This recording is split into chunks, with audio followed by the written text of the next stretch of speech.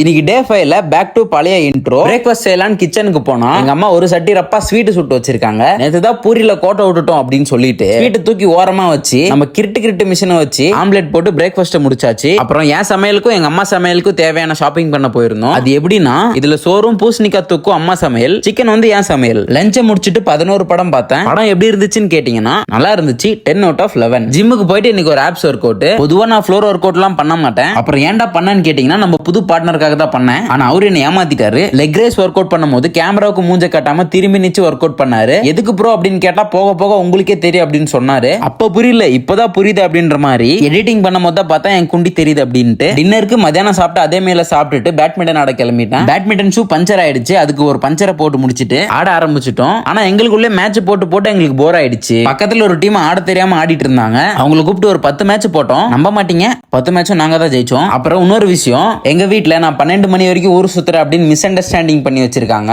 நாங்க ஆடி முடிக்கிறதே 12 மணி ஆகும். அப்புறம் இன்னைக்கு உண்மையிலே ஊர் சுத்தலாம் அப்படின்னு பார்த்தோம். ஆனா பெட்ரோல் பற்றாக்குறை ஆயிடுச்சு. அதனால டோ பண்ணிட்டு வீட்டுக்கு வந்துட்டோம்.